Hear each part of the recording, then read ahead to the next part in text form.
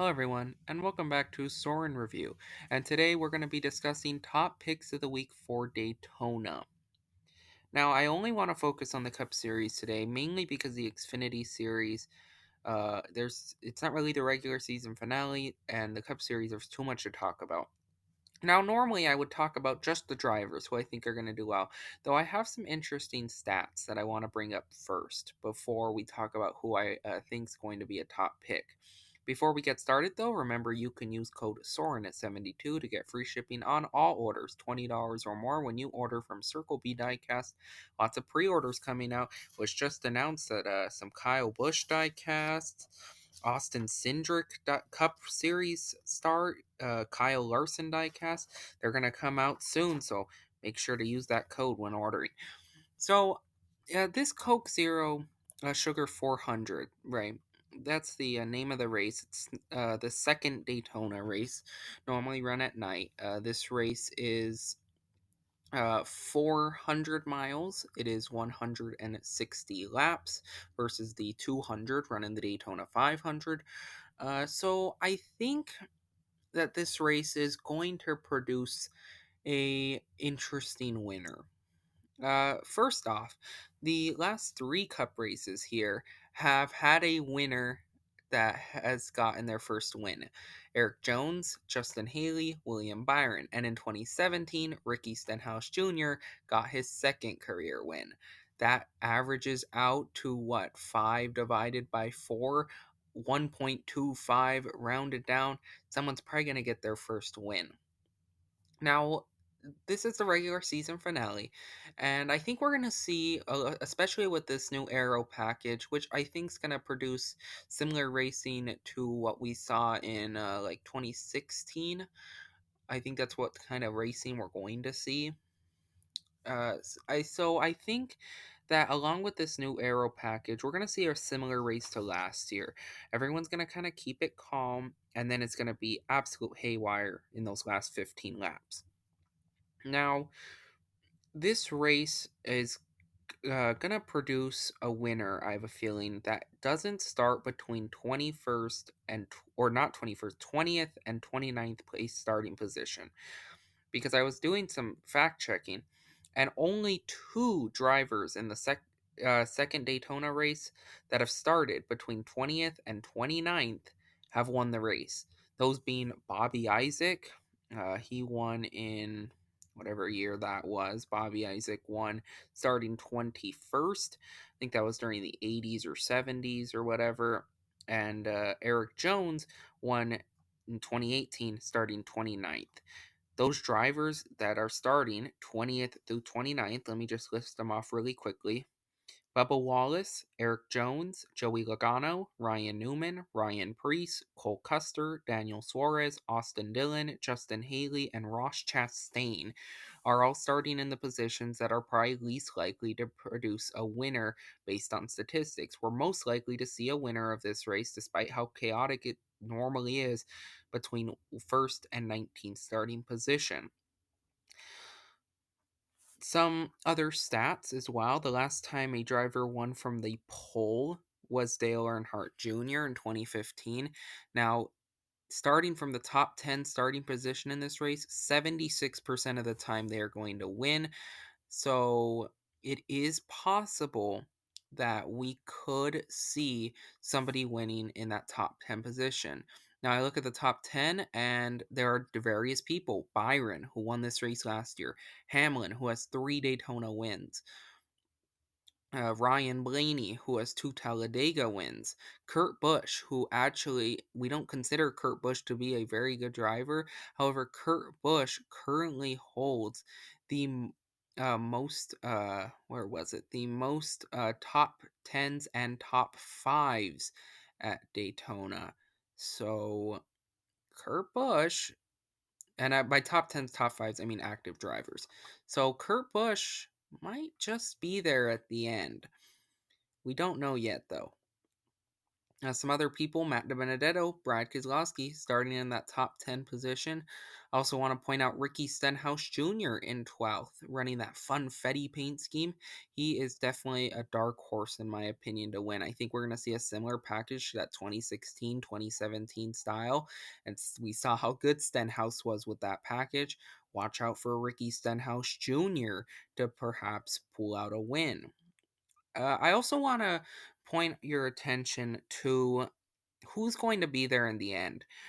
There are normally some drivers that tend to have a chance to wreck out quite frequently at these racetracks.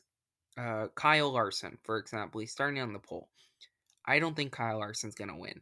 Kyle Larson is not very likely to finish plate track. Tends to wreck out. Normally not to his own fault, but Kyle Larson not the most consistent. Daniel Suarez is another one. Daniel Suarez, I think to my knowledge, has only finished one Daytona race before, and that was in his uh, 20 first ever Coke Zero Sugar 400 in 2017. So Daniel Suarez probably not going to do it. Martin Truex Jr. I point him out because it seems like he can never avoid the big one. However, Truex has two top fives in the last three races. Three times we've run this race, so perhaps Truex could get his first career win. Martin Truex Jr. is actually the uh, most the active driver with the most Daytona starts without a win. So Martin Truex Jr. looking to do that. Daniel Suarez is also the most active driver without a top 10. So watch out for him as well. I'm sure he wants to, uh, try to break that top 10 streak. However, for many of these drivers, it's win and you're in. I finally want to direct ourselves to the points. Currently, Tyler Reddick and Austin Dillon are separated by 25 points. They're the only two that could theoretically point their way in. Everybody else above them has locked themselves in. Harvick has locked himself in, Hamlin has locked himself in, and everybody who has a win has locked themselves in. Of course, not Allmendinger, but that's a different story. Everybody below Austin Dillon needs to win. There are some really good drivers that could potentially do that. I know I said that drivers starting 20th to 29th are probably not going to win, but if we see a lot of wreckage, people like Ryan Newman, who stay out of the wreck, Ryan Preece, who is a pretty underrated plate racer, Cole Custer, who he's had a horrible season. He wants to make that up today. Corey LaJoy, it seems like he's always there at the end. And the obvious picks, Ricky Stenhouse Jr., Matt DiBenedetto, Ross Chastain, all three drivers who are there at the end, and two of them who are extremely aggressive.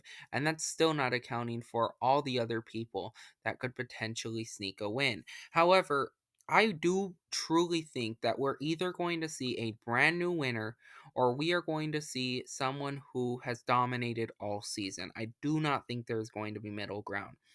As for who's going to make it in, I don't want to be biased, but I do think Austin Dillon might be able to make it in.